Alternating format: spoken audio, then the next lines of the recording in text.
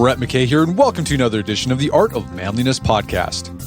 All the neurochemicals in the brain have to do with life in the present, except for one, dopamine. Dopamine is the one neurochemical that looks to the future. It anticipates what may be to come and drives you towards it. That can be a good thing. Dopamine is one powerful motivator, but it also has its downsides. Here to help us understand how the most important chemical in the brain works and how to deal with its pitfalls is Michael Long. Michael's a trained physicist turned writer whose latest book is Taming the Molecule of More. Mike and I discuss how dopamine, for better and worse, makes you want what you don't have. He shares what causes low dopamine activity, how to know if you're experiencing it, and what increases dopamine. We then talk about how to deal with the consequences of dopamine and some of the scenarios in which it plays a role, like losing the spark in a relationship, getting stuck in a smartphone scroll habit, and why so much of taming dopamine comes down to living in the here and now. We enter conversation with why The Great Gatsby is really a novel about dopamine, and the fundamental answer to not letting the dopamine chase lead you around. After the show's over, check out our show notes at aom.is/molecule.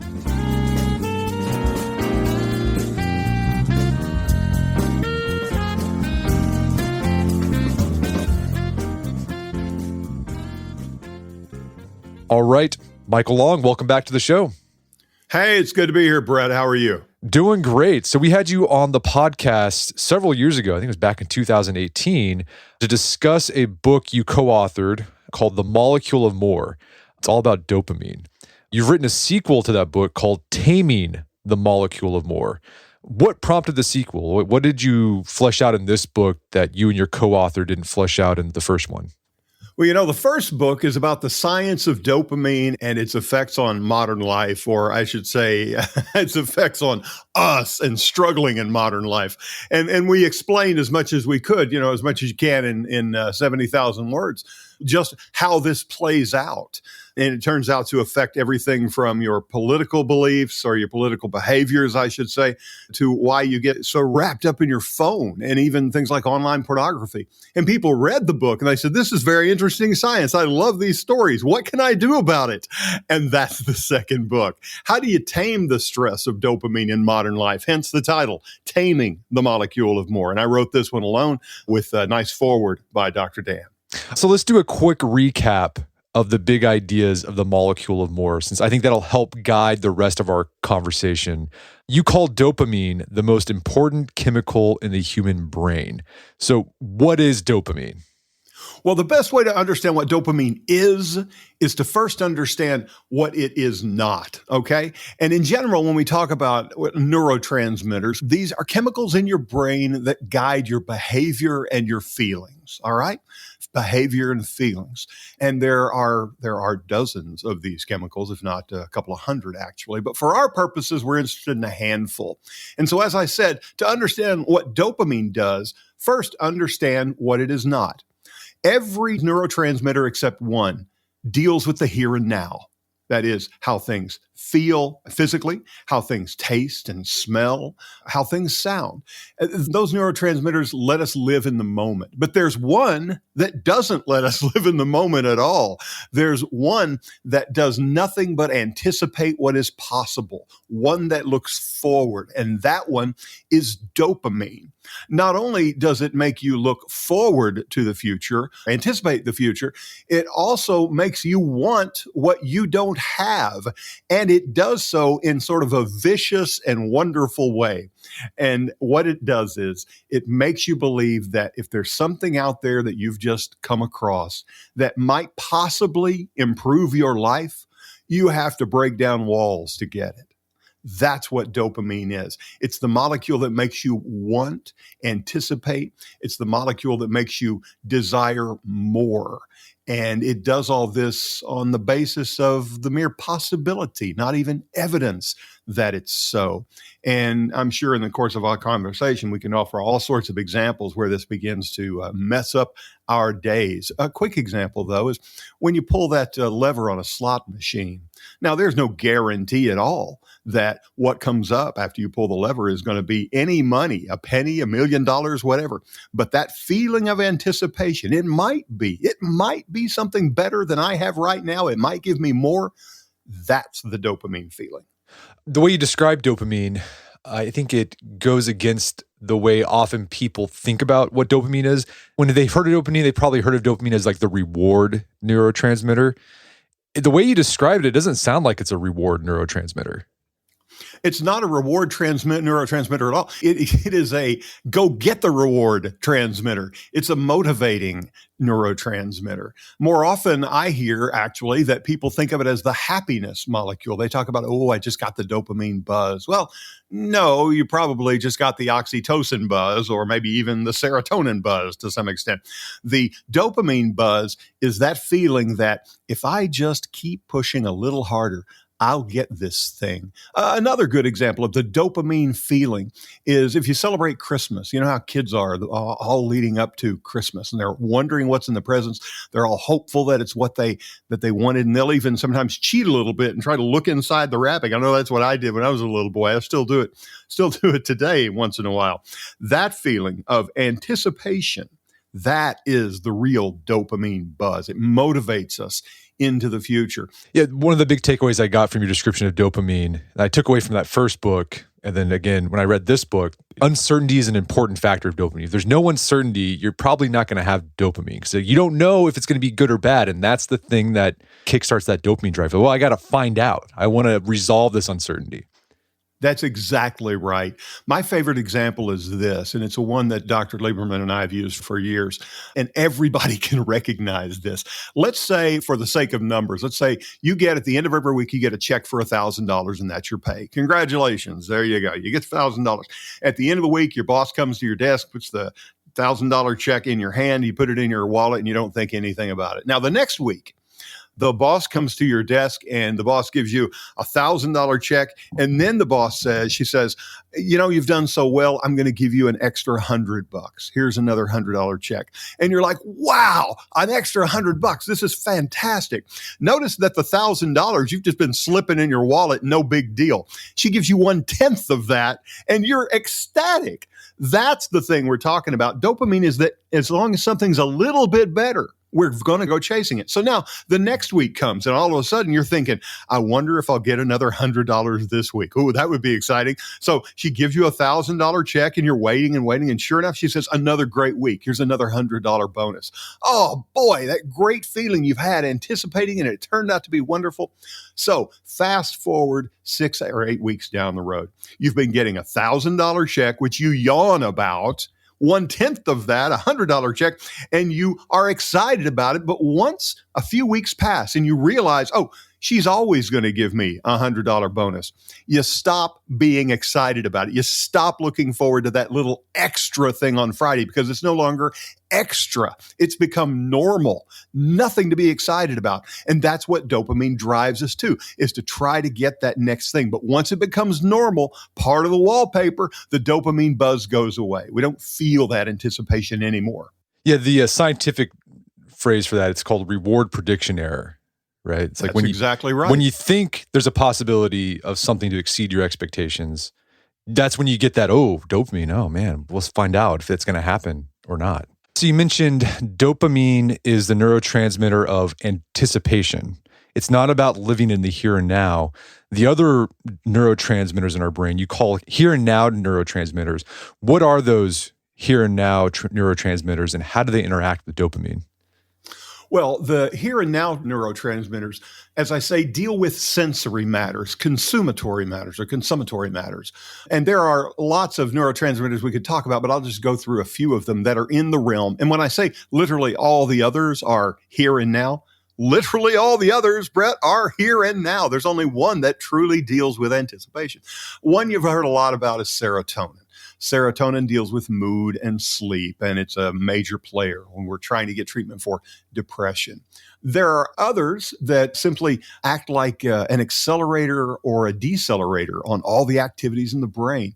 One of those neurotransmitters is called glutamate, and it causes things to get boosted a little bit. Things go a little faster. There's another called GABA. GABA, if you've ever taken Xanax or Klonopin, that's what it is. It's a GABA-acting chemical. It pushes GABA, and that calms us down. It slows down some of the reactions. And what's interesting about it is it doesn't flow through the brain like oil does. It's, oh, put some oil in so it'll smooth it out a little bit. It actually acts in a discrete way, in a separate way. So all these circuits in your brain, all these receptors that are scattered about in a particular system, mixed among those receptors may be GABA receptors. And so those GABA receptors could be acted on at the same time the dopamine receptors are acted on. So instead of slowing it down like oil does, it's like, oh, here's another fella who shows up to do a little work himself, and he's going, slow down. Now, there are a couple of other H and N neurotransmitters that I like to mention, but they're actually not technically neurotransmitters. Now, 99 people out of 100 don't give a damn, but technically we want to be correct. These are actually neuropeptides, and it's just chemically a little different, but for our purposes, they're the same thing. They tend to act a little more slowly than neurotransmitters. One you've heard of, oxytocin. And that acts in bonding, that acts in trust. And if you think about it, that makes sense that would be a here and now thing, because bonding is about the person that you are with in the moment. That's where that happens. The trust comes from what might happen to you in the moment you are with someone in the here and now. Another is endorphins. And endorphins we can think of as natural opioids. So pretty much any place you want to point in that realm of neurotransmitters and neuropeptides, we'll find something that primarily acts in the here and now. And so it sounds like dopamine will drive you to get those good feelings. It's like, oh, this could make me feel good somehow, possibly. And then once you achieve the thing, dopamine drops off, and then the here and now neurotransmitters, the oxytocin, the serotonin, they kick in to enhance the experience, help you enjoy the experience, and strengthen your bond with the person you're with. Well, yeah, you just nailed it. The idea of dopamine driving you to get something that you can enjoy or consume is just a parallel to what happens in the real world. In fact, the simplest way to think of it is like exerting effort and then having a trophy. You don't get the trophy, you don't get the pleasure, you don't get to hold the trophy in your hand until you've done the work to get there. Dopamine is the motivator to do that work. And the trophy is the feeling, the physical feeling, the sound, the touch, the taste, or pursuing someone that you want to date. You go through a lot of anticipation, a lot of effort in order to get to the point where you actually touch them, where you're actually sitting with them and interacting with them in the here and now. Everything up to that point is quite literally anticipation. What can I do, or rather, what will it be like when I reach my goal?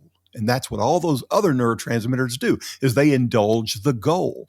Dopamine pushes us toward the goal. And it's worth noting that that dopamine feeling, although it has nothing to do with the here and now, is typically more intense and more, I'll use the word motivating, even though that's literally what it does, more motivating than all the others. If it weren't so, we wouldn't have addiction. Addiction is driven by dopamine in large part. You'll know, and people who are listening to this who have dealt with addiction know that after a while, it takes more and more stimulation to get less and less feeling. And if you think about that, that ought to be the end of addiction. If you're doing cocaine and you have to do more and more lines to get higher or to get the same amount of high until finally you don't get high anymore, it makes sense that you go, well, forget this. I'm not going to do cocaine anymore. But people keep doing it. It's because dopamine doesn't give up. Dopamine doesn't fade like the pleasure does. It's so powerful and so intense. It continues pushing us towards something that may not even be good anymore. We've warped the system. Well, let's talk about how we can tame dopamine and get more out of it. Let's talk about having low dopamine first, because I imagine people are listening to you describe dopamine, that it causes you to have ambition, have drive, be motivated, and they're like, I need more of that in my life. So I'm sure a lot of people are like, well, how can I increase dopamine? Maybe that's my problem in life. I don't have enough of it. First off, how do you know if you're low on dopamine? Are there any symptoms of it? Absolutely, there are. With one caveat, Brett, and that is, I'm going to tell you a lot of symptoms that you can look for, a lot of phenomena you can look for. But I want to offer the warning, as I say, that these are in broad terms. They can signal a lot of things. So just because you hear some of these that I say that click with you doesn't necessarily mean the problem is dopamine. If it's interfering with your life, by all means, call a psychiatrist, call a psychologist, go see your GP, get some help to find out if there's something truly pathological that you need some help with. But having offered that warning, here are some things that are typical about low dopamine activity in the brain. One is a lack of interest in the things that used to intrigue you. You loved it before, now not so much. If you're less interested than you used to be in new things, if you're not as easily intrigued, that can suggest a decline in dopamine activity. If you are lacking interest in things that by all rights intrigue everybody else and ought to intrigue you too. All this can take the form of reduced motivation, for instance, a lesser ability to concentrate, brain fog, less interest in sex is a hallmark of this as well. Just an overall decline in the ability to feel pleasure. You'll notice that a lot of these aren't about suddenly you wake up one day and here's a symptom. It's a change in the way you felt before to the way you feel now. And generally that decline involves less pleasure in life. Those are good signals that and I'm going to take a little side note here. When we say low on dopamine, what we're really talking about is in most cases, a reduction in dopamine activity, which again, won't matter to most people, but we want to be precise. It's not as if you can take a dopamine pill and boost it. It's about increasing the amount of activity with dopamine in your brain. Do we know what causes lower dopamine activity? We know what causes some of it. We can describe it, which is different from saying we know what causes it. We can describe the sunrise, but we can't exactly describe how the sun got there. When there's less dopamine activity, a couple of things can be happening technically. One is that the dopamine that you have in your brain is getting diluted or washed away before it does all its job. Think of a bunch of locks on one side and a bunch of keys on the other. When dopamine acts, what happens is, in any neurotransmitter acts, that key slips into the lock and that opens the door and causes the feeling. So you could have a lot of those locks blocked. That would be one thing you could do. You could have fewer keys. That's something else. You could have keys not staying in the lock very long. All these things are declines. Now, what causes them? Well, some of them are just purely organic. It could be that your body was just designed with this flaw. It could be that your brain has changed and these receptors and this receptor activity across the gap or the synapses is now reduced by a simple change in time. Could be that, and this is most common, it could be that you've used some kind of compound that has stretched your ability to appreciate what happens when the lock goes in the key, and you've changed what we call homeostasis. You've changed your normal to something that requires a lot more stimulation. I always think of Miley Cyrus, who had some wonderful things to say about our first book for exactly this reason. She said, I went through a period of time where I was not excited about performing in front of 500,000 people. It just didn't thrill me anymore. And it was because she had done it so much, so often. It was no longer unusual to her. It was just part of normal. Now, you and I might pass out if we had to stand in front of 500,000 people, but for her, she would yawn. It's about stretching out that system, really, like a sweater that you've worn, that you've pulled over your head too many times, and now it's stretched out. Okay, so you could have low dopamine activity because of some organic biological reason, or it could be because you just hit a dopamine stimulating activity over and over again. So this could be with drugs, or it could be with something else, just like like social media. It's just whenever you flood the brain with high levels of dopamine, it reduces the number of dopamine receptors, and it's kind of like closing windows during a windstorm, and that makes it harder to feel pleasure from that stimulation in the future. Let's go into different ways people think they can try to increase dopamine activity. We know drugs can reduce dopamine activity in the long term, but is it also possible to increase dopamine activity with drugs? And I'm not just talking illegal drugs. I'm talking stimulants and prescription drugs. Yes, it is. But with, again, a big warning. Everything I have to say is I give with one hand and take away with the other, Brett. First, you need to know about that dopamine in your brain. When we talk about dopamine levels, you think about something like, insulin or A1C. What are my levels there? And you take a blood test and there you go. Well, you can't do that with dopamine. This is weird. I think this is so interesting. All the dopamine that we're talking about that has to do with mood and behavior, this is already in your brain. All the dopamine that you're going to deal with is already there. It's made in the brain, it stays in the brain, and it gets washed out as something else. So you can't drink yourself a big glass of dopamine and make it go up. It could never get into your brain because your brain has a wall around it called the blood-brain barrier. And it's looking for chemicals like dopamine that are too big or too polarized to get in there. Because it's like, I don't want you messing with my brain system, man. Leave me alone. I got a wall up here to keep you out. So you can't just ingest this stuff. You can shoot it into your spinal column and it'll go up there, but it acts so quickly it won't help. And that's very dangerous anyway. So we don't really do that too much. So if we want to elevate it with drugs, there are things that do it by causing the dopamine to hang around longer, to make those keys I talked about, to make those keys stay in the lock a little longer or go in the lock a few more times. We see that with antidepressants like Wellbutrin, like Zoloft, like Effexor. Oh, yeah, well, there's an older antidepressant called an MAO inhibitor, and those do that as well. Now, we can get this with stimulants, Adderall, Ritalin, cocaine.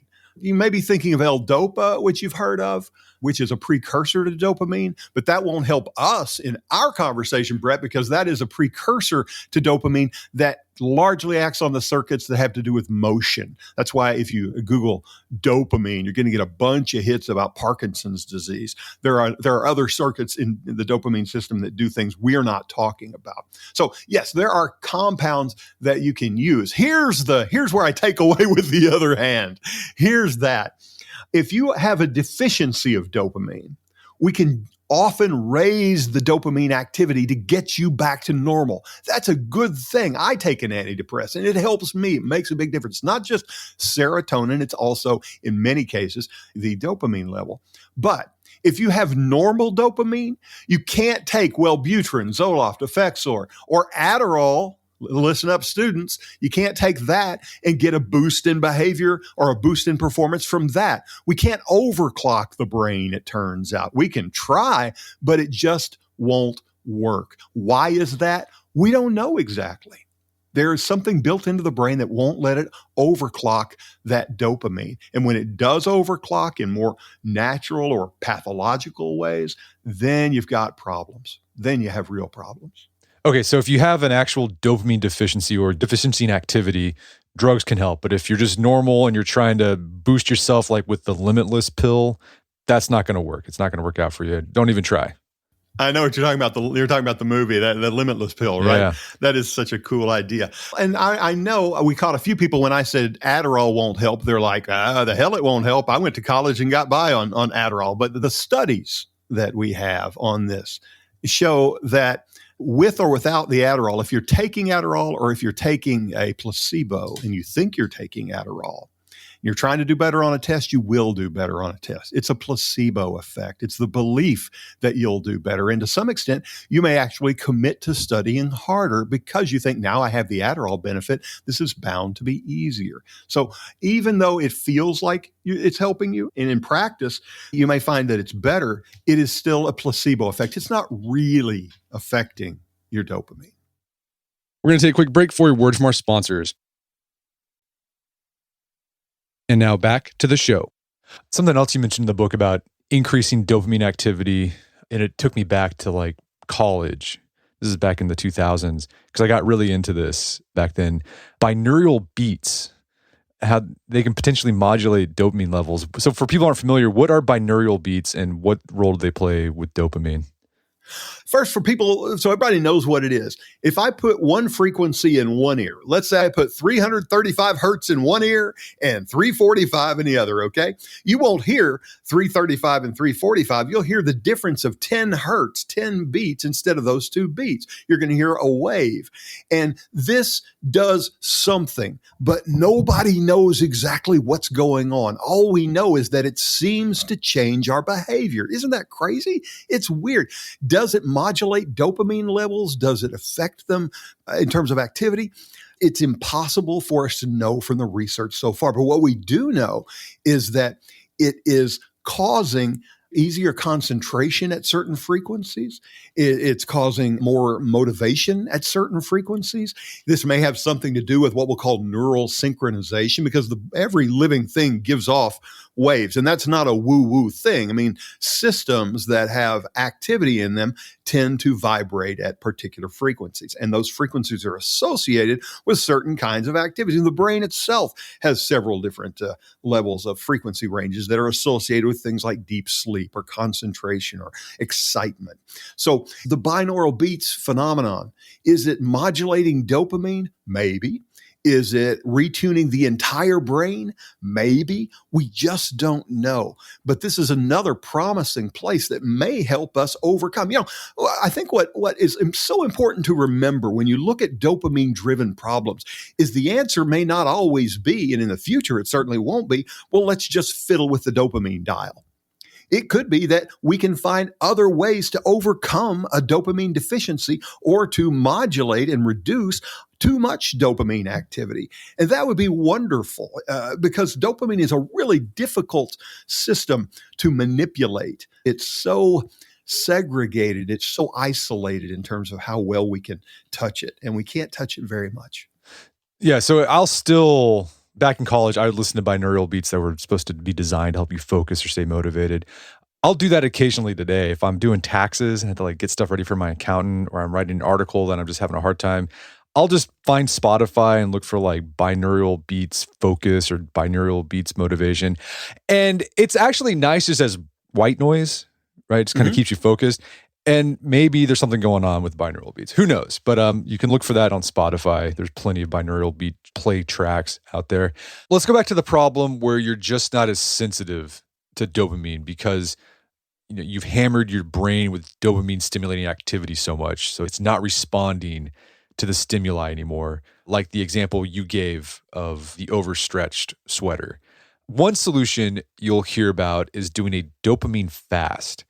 And this is where you temporarily abstain from pleasurable or stimulating activities like social media or porn to reset the brain's reward system, reset your dopamine so you resensitize yourself to normal everyday levels of pleasures. We've actually talked about dopamine fast on the podcast and our website before. Is there anything to this idea of dopamine fast? Absolutely, there is. And if you want to do it, you got to be sure you're doing it right, because if you don't, you're going to make it worse. There was an article in the New York Times a while back about a couple of entrepreneurs who tried to do this on a weekly basis. And they did things like getting away from their phone or turning the lights off or never looking at a screen. And all these things are sort of in the realm of dopamine to some level. I mean, in the same way driving a car is sort of related to going to the gas station. There's a lot more to it. But if you're going to do a dopamine fast, let me tell you the best thing to remember about it is that dopamine stuff you're feeling is filling a hole. It's filling a gap in your emotions, in your life. And if you get rid of dopamine by saying, I'm going to cut myself off from these activities, that hole is still there, except now it's empty. And you won't be able to keep that up. If you're going to pull back from dopamine, you have to fill that hole with something else. And what you want to do is fill it with here and now activities. We spend so much time anticipating. That's what your phone is all about.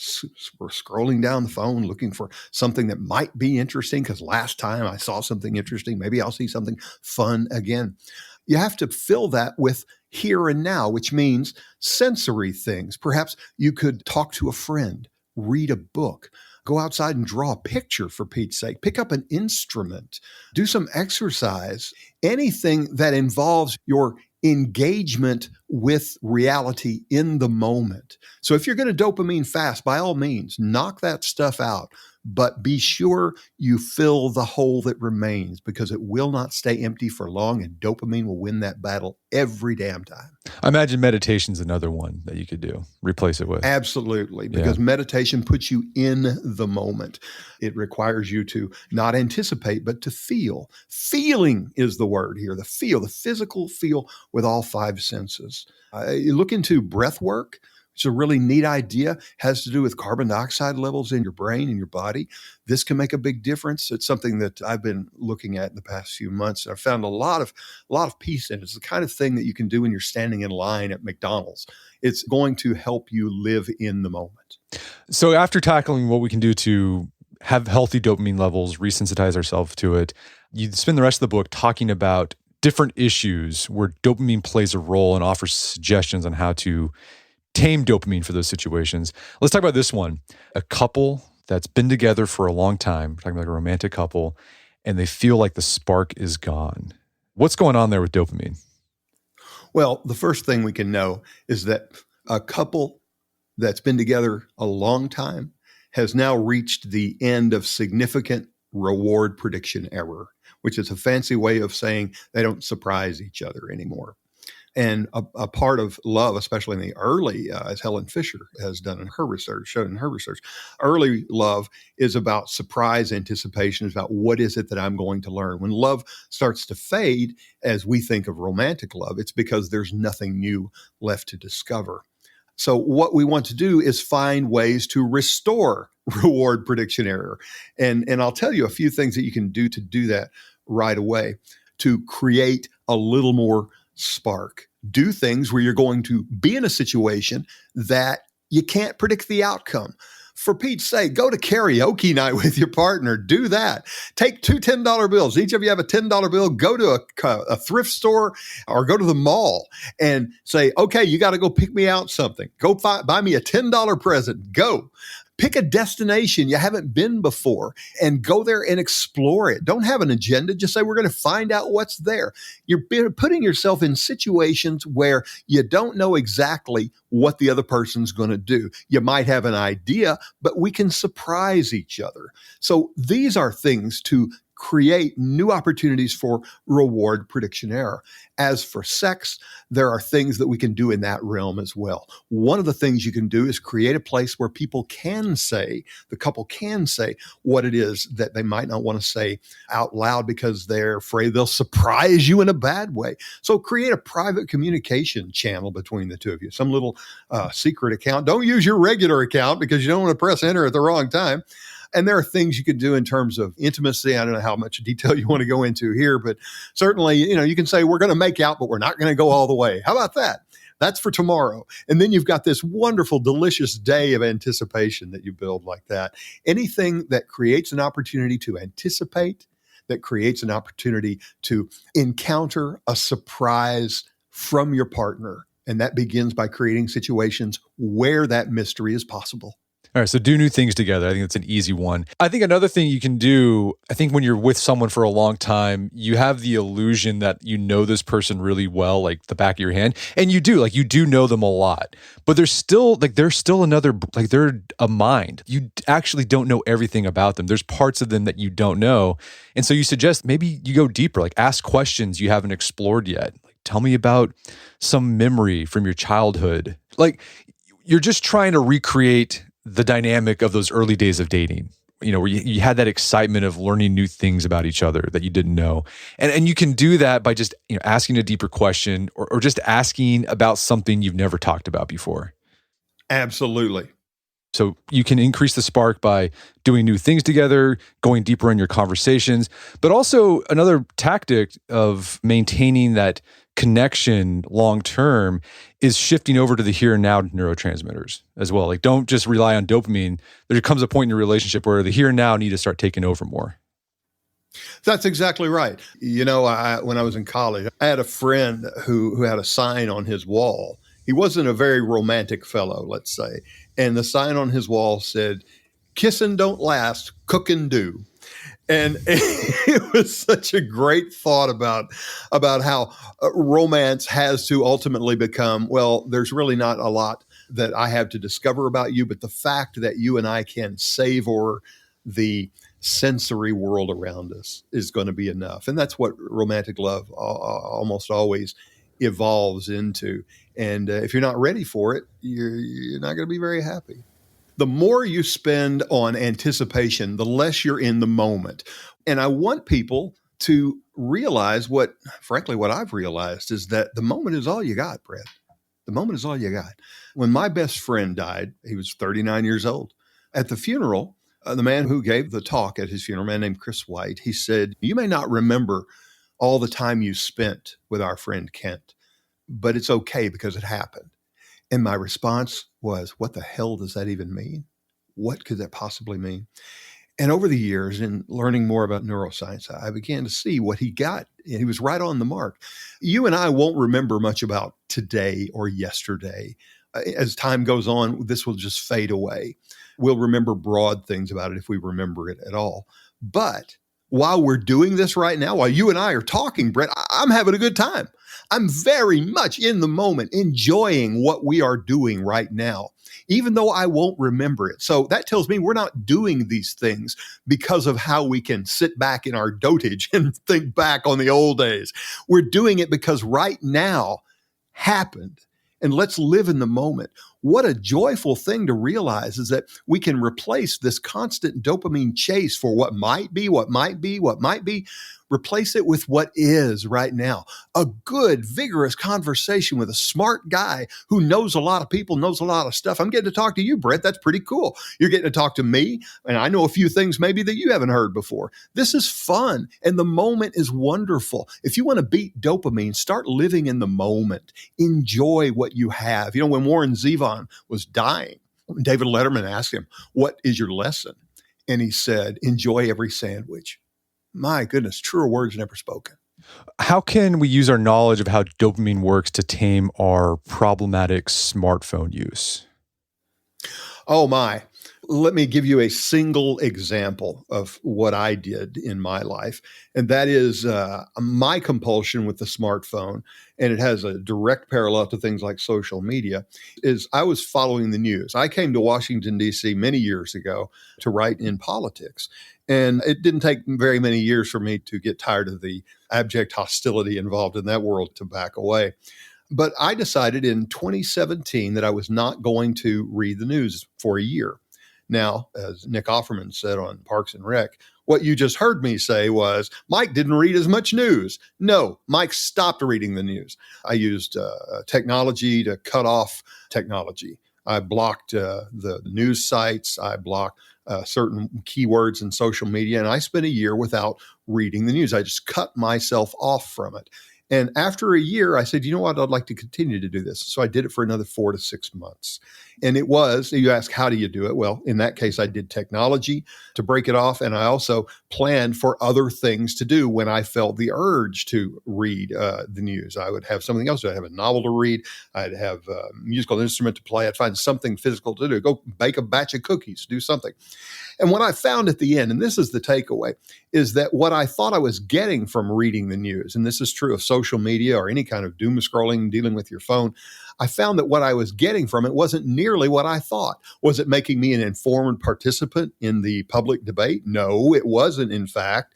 It turned out that mostly I was posting things so I could get hits, so I could get likes, and those likes made me feel good. Was I changing anybody's mind? No. I was just reinforcing people who already agreed with me, and if I did disagree with someone, it was usually some random person that I didn't give a care about in the first place. Why am I arguing with strangers? I discovered that the time I spent on social media and my smartphone were not contributing to my life in the long run. They were barely contributing to it in the short run. And in fact, they were robbing me of the time I could have spent either working on something productive or simply enjoying the act of being a human being. So if you want to get out of the smartphone game, if you want to get out of social media, cut yourself off completely for a period of time. And you do that by cutting off the apps, turning the apps off, getting rid of them on your phone, putting in a block that limits the amount of time, some of that you can access it and when you can access it. Some of these are accessible through the so-called children's settings. Get yourself an accountability partner. Whenever you feel that you're going to do this, tell your friend, hey, I'm going to call you and I need you to talk me out of this, okay? Please let me do this for you. When you say, I'm not just going to taper off, but I'm going to quit, the initial hill is high, but the trip after that is much easier. And the powerful experience afterward can change your life for the better. Yeah, I've used apps to block apps on my phone, using technology to fight technology. But another powerful thing that I've used to break the smartphone scroll habit is some like metacognition. So I think, okay, I check my smartphone because I'm hoping that I'm going to find something that will change my life. I'll find something interesting, funny, maybe some useful information. Let me think back all the times I've checked my phone. How often does that happen? Well, it's like hardly ever. And so I just started thinking, you know what? I think I'm going to find something cool and new when I check my phone. I usually don't. So why am I checking my phone? That's kind of the metacognition I do to trick myself and think, hey, there's really no reason to check your phone because there's nothing there. And the problem is dopamine says, yeah, you might not find it every time, but what if you do? Yeah, I mean, there's still that dopaminergic pull. But I have found, I think it's useful to talk back to it, like just reminding myself that there's nothing there. Like, it's helped me out a lot. And I think it can help people walk away from social media. It's just like, yeah, there's nothing on social media. And then, with you, it seems like it helped you with quitting the news. Like, you realize you weren't missing anything, right? You had that realization. You also have a section devoted to problematic porn use. How does dopamine make porn so alluring? Like, what's going on there? Well, it's doing the same thing that we've talked about in all these other realms with a couple of nasty little attachments to it. Not only do we have the attraction of dopamine to the possibility of something new, we have it combined with at least the effects of three other neurotransmitters and the general attraction of sexual activity, of reproduction, which is the strongest of human desires. So here we are stuck on our cell phone or looking at the laptop or whatever, and we have the possibility that we'll see something new and exciting. Plus, we have serotonin that can make us more compulsively behave this way. We have glutamate, which is pushing us harder toward compulsive behavior. And we have reduced GABA, which means it's not relaxing us, but it's goosing this event. It's goosing this desire. So you're getting hit from all sides. And it flows from the fact that the sexual response, the sexual drive, is the most basic and powerful. It's, I guess, to use a cliche, it's dopamine on steroids. And so to tame that, probably it's the same tactics you use to tame your smartphone addiction or news addiction. That's the great thing about dealing with dopamine. If you find a system that works for you in social media, if you find a system that works for you in online gaming or shopping, if you find something that works with serial dating, something we haven't talked much about, if it works for those things, it'll work for everything else. We're talking about the same mechanism over and over again. And this way, we're no longer saying, I just have to be more self-disciplined. Self-discipline has a shelf life. It doesn't last very long. But if we plan for it, if we use technology, if we understand the system, if we engage with the observing self, meaning that we know we're going to feel a stimulation and instead of reacting, we're going to take a moment to decide how to react. If we plan for that, we can beat this thing. And then the other thing too, not only want to subtract that trigger, that dopamine trigger, but you want to replace it with a here and now activity, meditation, going for a walk outside, talking with your friends. That's going to be more useful to you than instead of just trying to rely on pure grit alone. Absolutely. And hey, quit trying to be normal, folks. I'm going to read a book. I'm going to do push-ups. No, say, I've always wanted to learn to draw. I'm going to go buy myself some art supplies. I'm going to try to draw. I've wanted to learn to play guitar, but I don't want to buy a guitar. I want to buy a $40 ukulele because I don't want to spend $200 on a guitar. Buy a friggin' ukulele. Do something. It doesn't have to be normal or ordinary. If it amuses you, that's enough. And the more unusual it is, ta-da, the more dopamine is going to go, what the hell is this ukulele doing back here? Let's explore that. And all of a sudden, you've replaced a pure dopaminergic waste of time with a dopamine-driven here and now experience that leverages the best of dopamine. You in the book talking about one of my favorite novels of all time. It's The Great Gatsby, and you argue that it's a novel that captures the tug of war with dopamine perfectly. Tell us about that. Why do you think The Great Gatsby is the great novel of dopamine? Well, it is the great novel of dopamine, and it is also, and I hear you and I are going to part company pretty strongly, I think it's one of the most damaging novels ever written. Okay, I don't. Yeah, there's some damaging, but I think it's well written. I enjoy reading. Oh, it is. Yeah. Some of the prose is beautiful. I was reading it, as I wrote this book, reading it again, and it's devastatingly beautiful. The phrases will be part of English, part of us forever. But the problem is here's this guy Fitzgerald, who had the most wonderful life you could imagine. He had money, he had fame, he had love, he had admiration. And his book is about how everything is pointless. The whole thing gets to the point of saying, and you know what? Here's that green light, and we'll never reach it. We'll never get there. We'll never reach the orgastic, as he calls it, delight that we seek. And so here we are, boats against the current, beat back ceaselessly into the past. And what a horrible, sad, hopeless thing to tell your readers, especially a guy who knows better. So when I look at Gatsby, I see that. I see here's somebody who did not finish the equation. Is it a beautiful book? It's absolutely a beautiful book. but it tells us something that's not true, which is life is pointless. And that's really at the heart of Taming the Molecule of More, the book. If you're going to face up to dopamine and try to live in the here and now, even the here and now isn't going to fix it unless what you're doing over the course of your life leads to meaning. And that's what's missing from Gatsby. Aristotle talked about this, and so did Viktor Frankl, the great psychiatrist. And it's very simple. If you want to solve the dopamine problem, yes, solve those discrete dopamine issues, but realize that you also need to fill the hole with something of meaning. And the way Aristotle said we can do that, it's very simple. It's crazily simple. Find the things you love to do, find the things you're good at, and see where they intersect. What is it that you're good at and you love to do? Now, from that, think about what matters to you, what virtues matter to you. And by virtue, I don't mean holiness. I mean things like knowledge or justice or grace or kindness.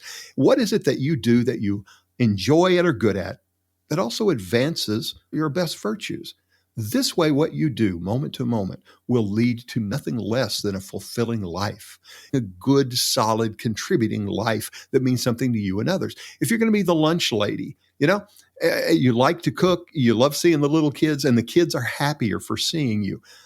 What a wonderful life that would be.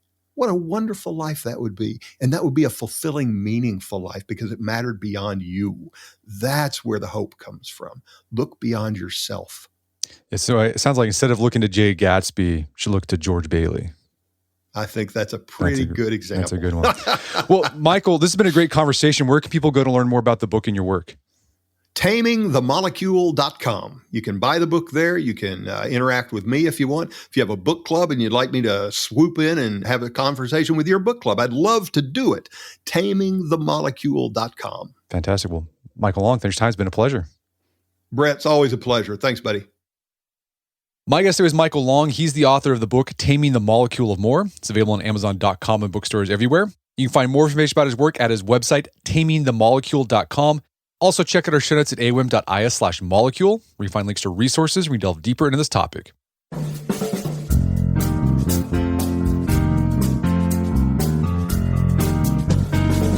Well, that wraps up another edition of the AWIM podcast. Make sure to check out our website at artofmanliness.com where you find our podcast archives. And make sure to sign up for a new newsletter. It's called Dying Breed. You can sign up at dyingbreed.net. It's a great way to support the show directly. As always, thank you for the continued support. Until next time, it's Brett McKay, reminding you to listen to AWIM podcast, but put what you've heard into action.